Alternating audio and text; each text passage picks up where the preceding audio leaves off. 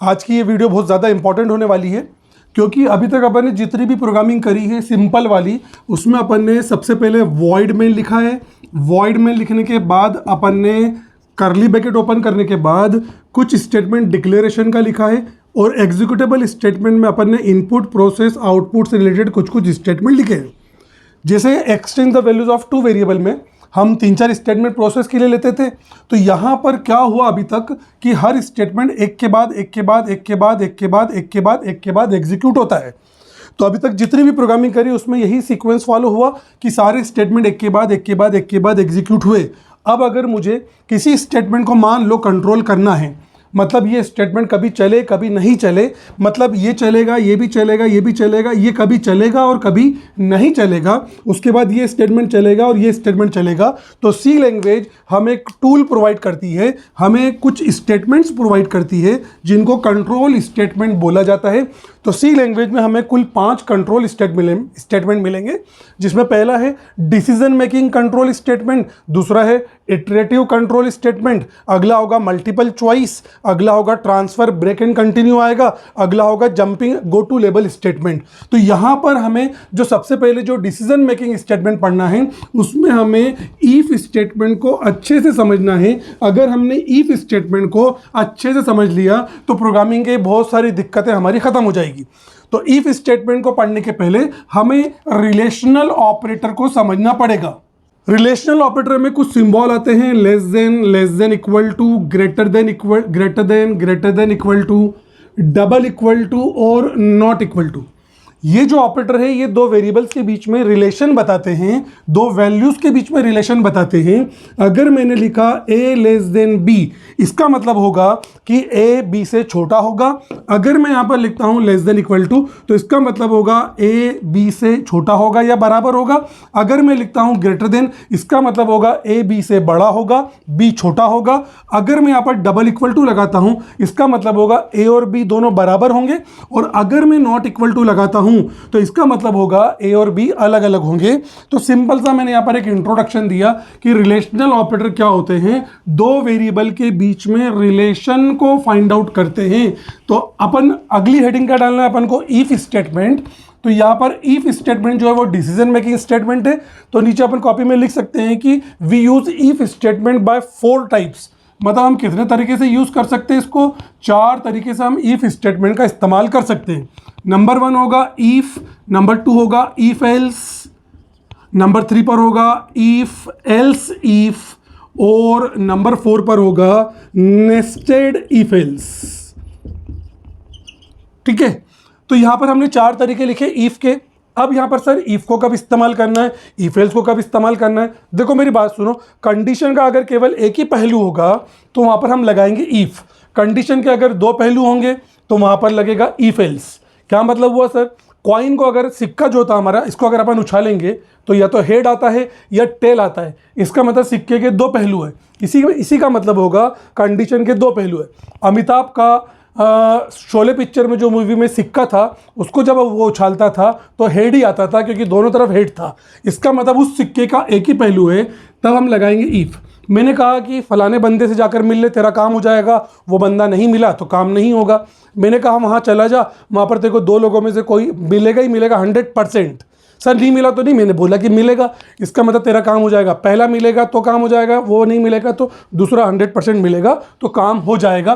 Simple सी बात है, मेरे पास एक दुकान है और मैं दुकान का अकेला ऑनर हूँ, तो मैं बाहर जाऊँगा तो मुझे दुकान बंद करना पड़ेगी। लेकिन अगर 2 लोग दुकान चला रहे तो एक बाहर जा सकता है, दूसरा दुकान संभालेगा, दूसरा बाहर जाएगा तो पहला दुकान संभालेगा। तो कंडीशन का अगर एक ही पहलू होगा तो हम लगाएंगे ईफ। कंडीशन के अगर 2 पहलू होंगे तो हम लगाएंगे ईफ एल्स। 2 से ज़्यादा पहलू होंगे, 3, 4, 5, 25, 50, तो हम लगाएंगे ईफ एल्स ईफ या नेस्टेड इफ एल्स। सर 2 से ज़्यादा पहलू होने पर ये 2 कहानी क्यों?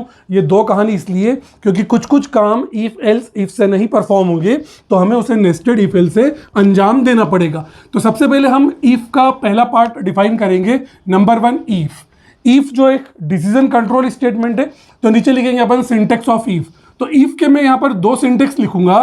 तो सिंटेक्स नंबर 1 मेरा होगा ईफ के बाद ब्रैकेट आएगा, ब्रैकेट के बाद कंडीशन आएगी, और कंडीशन के बाद यहाँ पर स्टेटमेंट आएगा।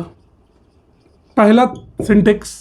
यहां पर मैंने सेमीकोलन नहीं लगाया। अगर मैं यहां पर सेमीकोलन लगाता हूं तो is known as logical error, न कि सिंटेक्स एरर।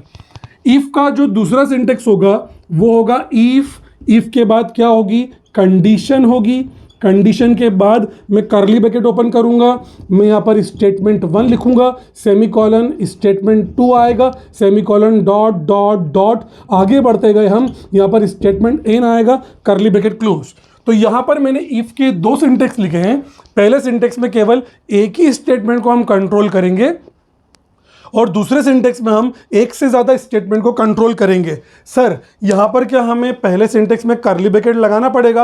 अब देखो यहाँ पर क्या हो रहा है कि अब आज की तारीख में नए नए जो कंपाइलर पर काम हो रहा है, VS कोड और GCC कंपाइलर पर, और दूसरे भी कई सारे कंपाइलर हैं, ऑनलाइन कंपाइलर है, तो वहाँ पर जब अपन जैसी कंडीशन लिखते हैं तो ऑटोमेटिकली करली ब्रैकेट आ जाता है।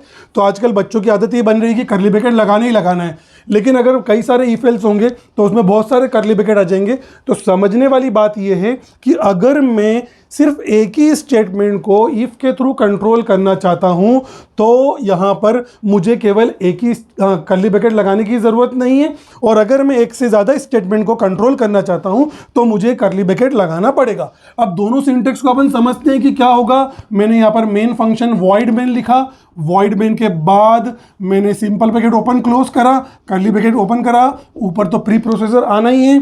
यहाँ पर पहला स्टेटमेंट, अगला स्टेटमेंट, अगला स्टेटमेंट चलेगा चलेगा चलेगा। तो अभी तक क्या होता था, ये भी चलेगा, ये भी चलेगा, ये भी चलेगा, ये भी चलेगा, ये भी चलेगा, ये भी चलेगा। लेकिन अब मैंने यहाँ पर क्या करा, एक इफ स्टेटमेंट लगा दिया। इफ ब्रैकेट में मैंने कंडीशन लगाई, कंडीशन, और ये कंडीशन किस पर बेस्ड होगी, रिलेशनल ऑपरेटर पर बेस्ड होगी। यहां पर मैंने एक स्टेटमेंट लिखा, स्टेटमेंट के बाद यहां पर मैंने कुछ और स्टेटमेंट लिखे। अब अगर मैं प्रोग्राम के एग्जीक्यूशन को समझूं तो सबसे पहले ये चलेगा चलेगा चलेगा, ये भी चलेगा।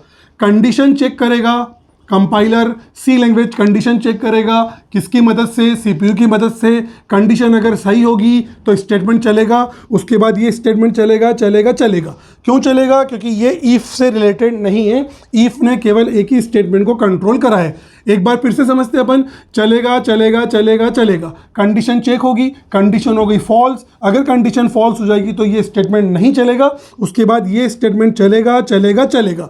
दूसरा सिनारियो देखते हैं अपन। यहां पर मैंने एक ही स्टेटमेंट लिखा था तो मैंने करली ब्रैकेट नहीं लगाया।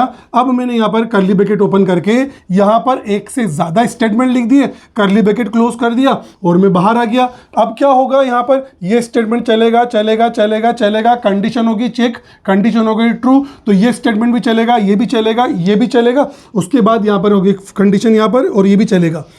अगर कंडीशन फॉल्स होती है तो ये सारे स्टेटमेंट नहीं चलेंगे, नहीं चलेंगे, उसके बाद ये स्टेटमेंट तो चलेगा ही चलेगा। तो यहां पर अगर मुझे इफ के थ्रू प्रोग्राम को कंट्रोल करना है तो मुझे एक स्टेटमेंट में करली ब्रैकेट लगाने की जरूरत नहीं है, और एक से ज्यादा स्टेटमेंट में करली ब्रैकेट लगाऊंगा। मैंने एक वेरिएबल लिया इंटीजर n, सेमीकोलन, यूजर से इसकी वैल्यू मांग लेते हैं अपन, प्रिंटफ डबल कोट्स में एंटर एनी नंबर, यहां पर मैंने कोई नंबर मांगा।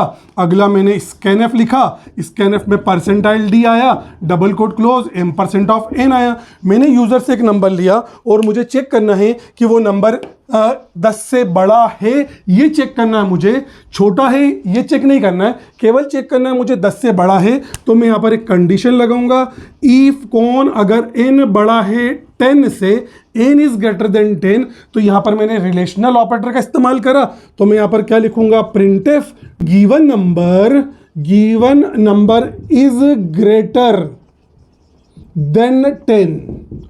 अब क्या होगा, अब करली ब्रैकेट क्लोज कर दूंगा, ये स्टेटमेंट भी चलेगा, ये भी चलेगा, ये भी चलेगा। कंडीशन चेक होगी, कंडीशन सही होगी तो ये चलेगा, कंडीशन गलत होगी तो ये नहीं चलेगा। सर अगर मैं n की वैल्यू 25 दूंगा तो क्या होगा, तो मशीन चेक करेगी। यहां पर कंप्यूटर चेक करता है कि n की जगह पर 25 रखता है, n is greater than 10, condition check करेगा कंपाइलर CPU की मदद से। कंडीशन अगर सही होगी तो ये स्टेटमेंट चलेगा, कंडीशन अगर गलत होगी तो ये स्टेटमेंट नहीं चलेगा। तो 25 के केस में कंडीशन सही हो रही है तो ये स्टेटमेंट चल जाएगा। अगर सर मैं 5 दूंगा तो क्या होगा, 5 देने पर कंडीशन फॉल्स हो जाएगी तो ये स्टेटमेंट नहीं चलेगा। सर अगर मैं 10 दूंगा तो क्या होगा, 10 is greater than 10 condition false हो जाएगी और ये स्टेटमेंट नहीं चलेगा।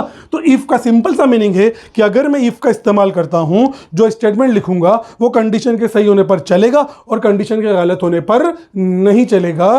तो अगली वीडियो में हम इसके आगे डिटेल में इफ एल्स का इस्तेमाल करेंगे। Thank you so much.